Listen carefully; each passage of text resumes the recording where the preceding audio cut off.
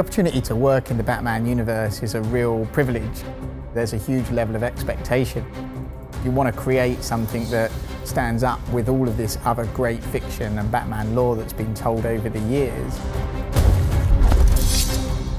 It was such a great concept of Batman being victimized by all the characters. The potential for conflict was limitless. You will die. I think the stakes are much higher here. Joker has a lot less to lose. He was sick in the head before, but now his body is sick as well. I've just had a horrible thought. We could both actually die here tonight. The whole series is kind of like living in this crazy, dark world where you don't really know who's really a good guy anyway. You must show you are willing to take a life. It's got a really fantastic, gritty flavor to it. This game is totally badass. Writing a story for a game is completely different, I think, to writing a story for a film. We're regularly writing hourly crescendos in our story to keep people playing, to keep them interested. And then obviously the long-term story arc, you know, Batman's poisoned, what's going to happen, he's dying, Joker's dying, where's this going? If you wanted to be cured so badly, you only had to ask. The great thing about Batman's Rogues Gallery is that everyone's a bit different, everyone's out for their own end, and all those things they're trying to achieve are slightly different. Bring out the defenders!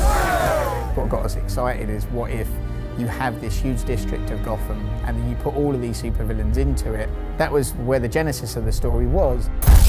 You will regret what you did, Mr. Cobblepot. To tell a classic complex Batman story in this huge open world we created is obviously a bit of a problem because, you know, we never know where the player's going to go.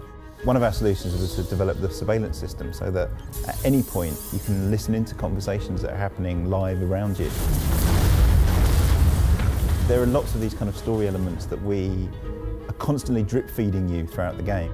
They're all talking about events that you have witnessed or seen or been part of. What the hell happened? Don't know. Gas leak? In a church rooftop? A gas leak? No way. We'll write a ton of stories around the main story because we want to make sure that everything's consistent. So we go in and we'll write a story about Penguin. How did he get there? What was he doing before he came to Arkham City? Where does he go after Arkham City? And we'll do that for every character.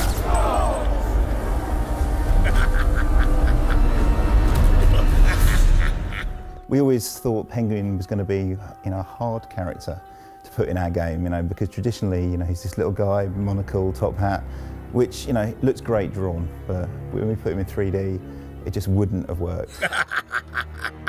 Our very first conversation on Penguin was, you know, we should make him this kind of Cockney gangster. And then I think I joked we should shove a bottle in his eye for the monocle. And I don't know if it was Jim or someone from DC, it straight away went, yeah, that's awesome, let's do that. And you know, it's that kind of relationship that really helps us take these characters and push them to new places.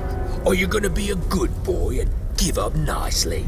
You're not giving orders here anymore, Cobblepot. Anyone who's finished Arkham City will know that, you know, it doesn't end well for Harley Quinn, and you know, she's now got a bit of an axe to grind with Batman. Surprise, B-Man! With the DLC, it's enabling us to tell the story of Harley Quinn's revenge that follows shortly after the events of Arkham City. The player actually switches roles between Batman and Robin, the two kind of working cooperatively. You're late, Batman. Late, late, late. We spent so long working on the mechanics, working on how to tell stories, building the characters, you know, building this playground. We could almost be more ambitious and create a storyline that ties up loose ends and really makes sense in our universe.